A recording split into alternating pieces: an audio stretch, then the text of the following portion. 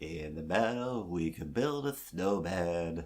We'll pretend that he is Parson Brown. We'll say, "Are you married?" He'll say, "No, man, but you can do the job while you're in town." La la la, la la la la. You know that it's only Thanksgiving in the States, right? They have Christmas and Thanksgiving at the same time. Doesn't that get confusing? No, they're not at the same time. So there is no Thanksgiving. Yeah, there is a Thanksgiving, but it's more about, it's a Santa thanking holiday for thanking Santa. Yeah, basically. Ripley, press the start button.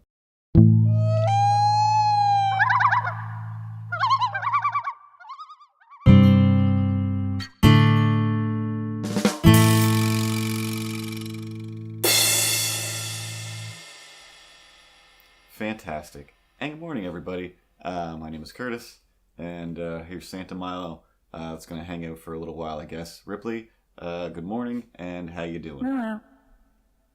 Awesome. So anyway, today we have the winners of the art contest. Did I go get my picture taken with Santa Claus? What? No, we're completely in the middle of something else. I want to get my picture taken with Santa Claus. No, you're not getting your picture taken with Santa Claus. Why? Why not? Because that's not Santa Claus.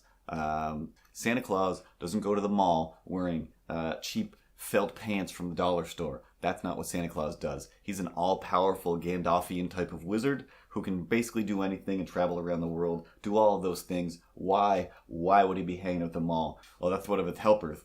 And if you are aware that it's one of his helpers, then you should basically maybe go back to just worshiping the real Santa Claus and not hanging out with dirtbags at the mall, because then 15 years, 20 years later, you look at this picture of you and some stranger wearing a very disgusting suit and a fake beard. I mean, Santa Claus doesn't have a fake beard. Santa Claus doesn't have a fake beard. In the world of movies, I don't know how many times, even I, as a full-fledged adult, have thought, hey, you know what? This kind of works out. The math here kind of syncs up.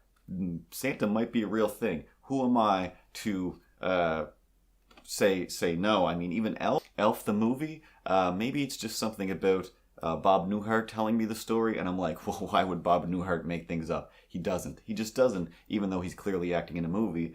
But what they set up in that movie, where it is like, hey, yeah, some people Santa's not coming to because you just don't believe in him. So the whole world just kind of doesn't even really think that he exists, but really he's just like, yeah, kind of just hitting up 4 or 5 houses now because nobody believes anymore. And I'm just like, you know what? Yeah, he's real again.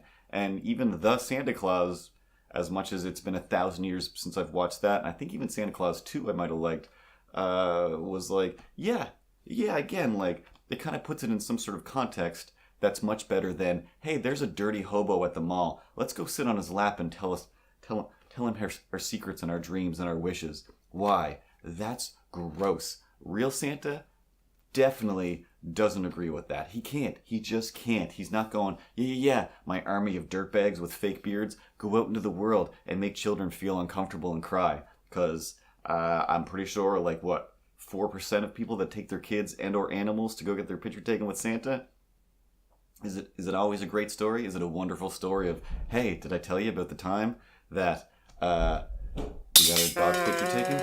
How is it also that as soon as I hit record, they start opening and closing the door across the hallway? I don't know. That's just how life works. It's magical like that.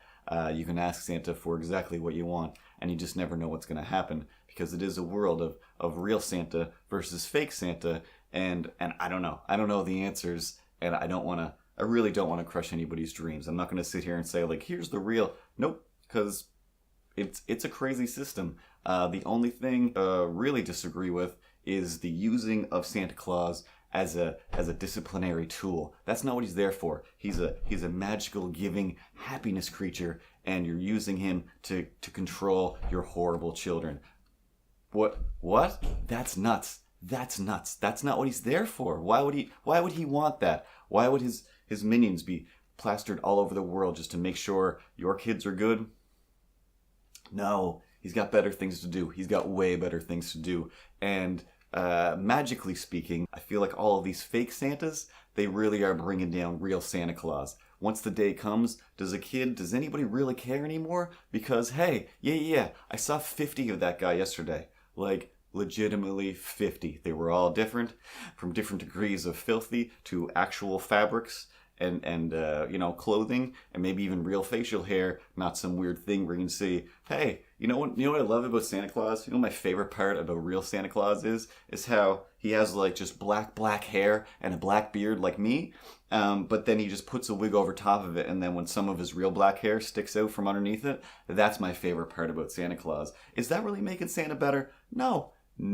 Either you gotta hire the best mall Santa Clauses, which you're definitely not doing because you're paying them nothing, or just I don't know, make Christmas special again when it's 65 days long. Is it special? You gotta tone it down. You can't be wearing Santa Claus beards in November, and you can't be cranking Christmas music at the mall in November. Like, it's November. That's not even the month that this holiday happens in. There are still November holidays that are going on. Like I said, it was just Thanksgiving yesterday, and already it's Black Friday, which, as far as I know, is the first day of Christmas madness.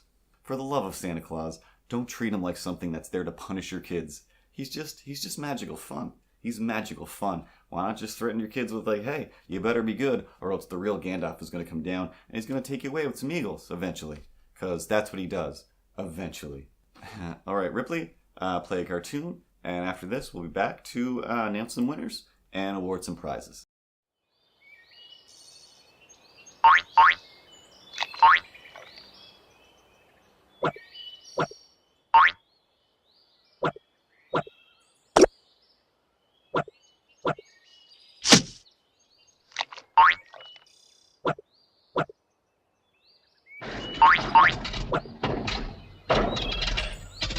And we're back.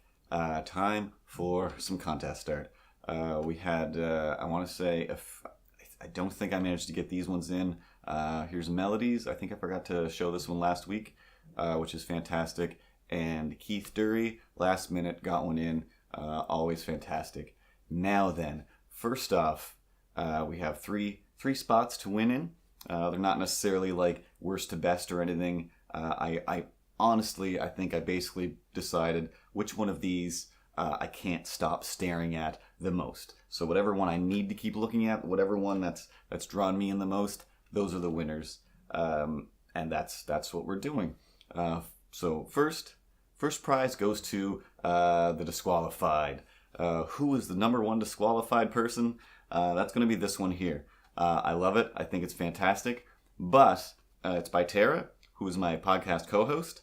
And there's just no way she can win. That's insane. That's what. So I mean, it's in the top. It's pretty much number one. If I didn't know who it was, I'd probably pick it as the winner. But you get the big disqualified award 2016. Congratulations. Continue disqualifying yourself to glory. And third position, I'm gonna have to do a tie. Yeah. You didn't see that coming, did you? Neither did I. So in third place, I'm going to have to go with Mandy and her Curdo, which, I just couldn't stop looking at this. I just couldn't stop. There was something, it looked into my soul, and my soul looked back, and I'm just like, well, this is magical and special. It kind of wins. But can it win on its own? No, because there's also Gracie here, who is technically on the disqualified list, which makes it possible for her to tie for third place because she is like a little kid. So Mandy can share her prize with Gracie, who is Mandy's daughter. So that's okay. But again, in the exact same way that I couldn't stop staring, this one here with the farts and all the details and the YouTube and just everything was like, who is this kid? Is this kid stalking me? This is crazy. So yeah, those two, I'm going to have to give number 3, Mandy and Gracie. Congratulations. I'll drop your prizes out. Second place. It's a tough one. Now, we all know that I talk about Shelby Christie way too much. She's kind of one of my art heroes, even though I was her boss, and she's like 4 years old, and she's way better than everybody. She's just the best.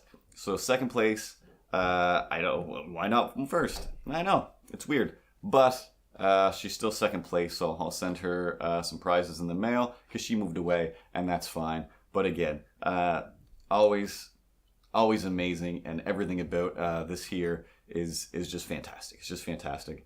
And first place, first prize, bundle of stuff. Hopefully you don't already have it all because you're a comic nerd, and you probably do. Either way, take it to the comic store, flip it for some credit, and get yourself some more comics. The winner is, of course, the one that encapsulates everything the most, with the pooping in the shoe, Keith Dury. Hey, KD, gonna send you some stuff. That's it. That's it. Special effects. There we go.